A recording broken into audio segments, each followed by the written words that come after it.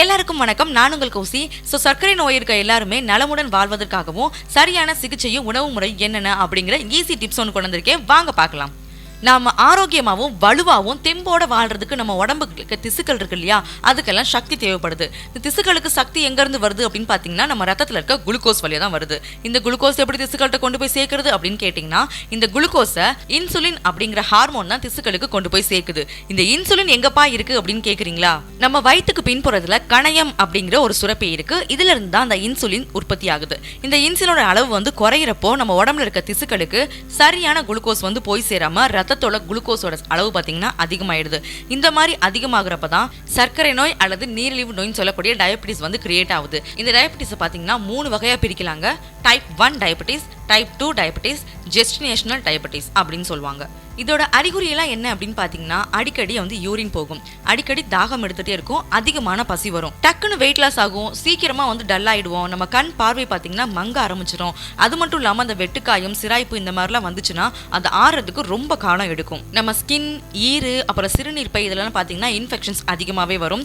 பாதத்துல உணர்ச்சி எரிச்சல், இந்த மாதிரி அறிகுறிகள் இருந்தாலே சீக்கிரமா டக்குன்னு டாக்டர் பார்த்தே ஆகணும். பிகாஸ் இது எல்லாமே அறிகுறிகள். இந்த மாதிரி இருக்க டயபெட்டிஸை ஜூவினியல் டயபெட்டிஸ் அப்படின்னு சொல்லுவாங்க. அப்படி இல்லைன்னா இன்சுலின் டிபெண்டன்ட் டயபெட்டிஸ் அப்படின்னு சொல்லுவாங்க. எதிர்ப்பு சக்தி வலு குறையும், அதாவது இம்யூனிட்டி பவர் நம்ம உடம்புல குறையிறப்போ இந்த மாதிரி தொற்று கிருமிகள் எல்லாமே கணையத்துல போய் இன்சுலின் உற்பத்தி ஆகிற அந்த விகிதத்தை குறைச்சிருது. இந்த காரணத்தினாலே நம்ம சாப்பிட்ற உணவுல இருக்க கொழுப்பு, சர்க்கரை இது எல்லாமே இன்சுலின் இல்லாத காரணத்தினால நம்ம உடம்பு பயன்படுத்த முடியாம ரொம்பவே கஷ்டப்படுவாங்க. இன்சுலின் இல்லாம வரக்கூடிய இந்த நீரிழிவு நோய் பொதுவா பாத்தீங்கன்னா 40 வயசுக்கு மேல இருக்கவங்களுக்கு தான் வரும். ஸோ இன்சுலின் சார்ந்த சுகர் பேஷண்ட் யார் யார் அப்படின்னு பாத்தீங்கன்னா, குழந்தைங்களுக்கு, ஒரு 40 வயசுக்குள்ள இருக்க எல்லா லேடிஸ் அண்ட் ஜென்ஸ்க்கு வரக்கூடியதான் இன்சுலின் சார்ந்த நீரிழிவு நோய். மேக்ஸிமம் பாத்தீங்கன்னா டயபெட்டிஸ் 90 to 95% யாரு அப்படின்னு பாத்தீங்கன்னா 40 வயசுக்கு மேல இன்சுலின் சார்பற்ற நோய் இருக்கு இல்லையா, அதனாலதான் பாதிக்கப்பட்டிருக்காங்க. கன்சீவா இருக்க லேடிஸ் எல்லாம் பாத்தீங்கன்னா டைப் 2 சர்க்கரை நோயால தான் பாதிக்கப்படுறாங்க.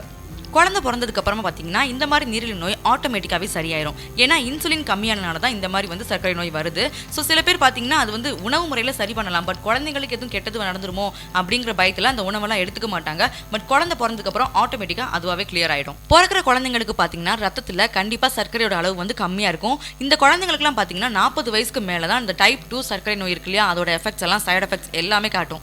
நம்ம சாப்பாடு அப்படிங்கிறது மாச்சத்து, புரதச்சத்து, கொழுப்பு சத்து இது 3மே கண்டிப்பா இருக்கணும். இந்த மாச்சத்து அப்படிங்கிறது நம்ம சாப்பிடுற அரிசி, கோதுமை இது 2ல இருந்தும் கிடைக்குது. அது மட்டும் இல்லாம கோதுமையில நார் சத்தும் இருக்கு. அதனாலதான் சர்க்கரை ரத்தத்துல சீரா சேருது. நம்ம வெஜிடபிள்ஸ், ஃப்ரூட்ஸ் இதெல்லாம் சூஸ் பண்றப்போ அதுல நார்ச்சத்து இருக்கான்னு பார்த்து சூஸ் பண்றது ரொம்பவே நல்லது. பூமிக்கு கீழே விளையக்கூடிய, அதாவது இந்த உருளைக்கிழங்கு, கேரட், பீட்ரூட் இது எல்லாமே நம்ம அவாய்ட் பண்ணியே ஆகணும். பழங்கள்ல பாத்தீங்கன்னா சப்போட்டா, பலாப்பழம், சீதாப்பழம் இது எல்லாமே நம்ம உடம்புக்கு ரொம்பவே நல்லது. சுகர் பேஷண்ட் கண்டிப்பா எடுத்தே ஆகணும். நிறைய ஃப்ரூட்ஸ்ல பாத்தீங்கன்னா, அதாவது இந்த ஆப்பிள், வாழைப்பழம், ஆரஞ்சு, பேரிக்காய், பப்பாளி, வெள்ளரி பழம், கொய்யாப்பழம் இது எல்லாமே டாக்டர் கிட்ட அட்வைஸ் கேட்டுட்டு மீடியமா எடுத்துக்கிட்டாலே போதும். அதிகமா சாப்பிட்டா சுகரோட லெவல் பாத்தீங்கன்னா அதிகமாயிடும். ஸோ நமக்கு தேவையான அளவு உடம்புக்கு தேவையான எடுத்துக்கிட்டா போதும். பேரிச்சம்பழம், பலாப்பழம், வாழைப்பழம், அப்புறம் இந்த டின்ல அடைச்சிருப்பாங்க இல்லையா அந்த மாதிரி பழங்கள், பெரிய பெரிய ஆப்பிள், மாம்பழம் இதெல்லாம் சாப்பிடவே கூடாது. இதெல்லாம் அவாய்ட் பண்றதுனால நம்ம டயபெட்டிஸ்ல இருந்து தப்பிக்க சான்சஸ் அதிகமாவே இருக்கு.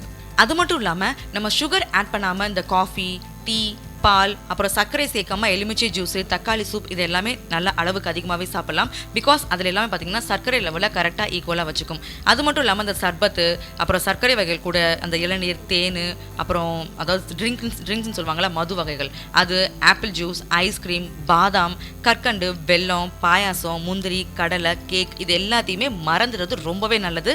ஸோ அதுக்கப்புறம் பார்த்தீங்கன்னா அந்த கேழ்வரகு, கோதுமை கஞ்சின்னு சொல்லுவாங்க இல்லையா, இதெல்லாம் நீங்கள் இன்டேக் பண்ணுறது ரொம்பவே நல்லது. ஸோ சீக்கிரமாக டயபெட்டிஸ் குறையிறதுக்கு அதிகமான சான்சஸ் இருக்கு. ஸோ இந்த மாதிரி இயற்கை உணவுகளை சாப்பிட்டாலே நமக்கு டயபெட்டிஸ் வராம நம்ம பாதுகாத்துக்கலாம். இதுக்கு தேவையில்லாம வெளியில போய் ட்ரீட்மெண்ட் எடுத்து நம்ம உடம்ப கெடுத்துக்கணும்னு அவசியமே இல்லை. நம்ம சூஸ் பண்ற வெஜிடபிள்ஸ், ஃப்ரூட்ஸ் இருக்கு இல்லையா, அதை கரெக்டா சூஸ் பண்ணாலே போதும். அதிகமான ஃப்ரூட்ஸ் சாப்பிட்றேன்னு சொல்லிட்டு எனக்கு வாழைப்பழம், பனானா அந்த மாதிரி ரொம்ப பிடிக்கும், 2 ஒன்று தானோ, வாழைப்பழம், மாம்பழம் இதெல்லாம் சேர்த்து சாப்பிடுவாங்க இல்லையா, அந்த மாதிரி அதிகமா எடுத்துக்கவே கூடாது. என்ன ஃப்ரூட்ஸ் சாப்பிடணும், என்ன ஃப்ரூட்ஸ் சாப்பிடக்கூடாது அப்படிங்கிற லிமிட்டும் நமக்கு தெரிஞ்சிருக்கணும். ஓகே கைஸ், இதை ட்ரை பண்ணி பார்த்துட்டு உங்களோட சுகர் லெவல் எப்படி இருந்துச்சு, உங்க எக்ஸ்பீரியன்ஸ் எப்படி இருந்துச்சுன்னு கண்டிப்பா என் கூட ஷேர் பண்ணிக்கோங்க.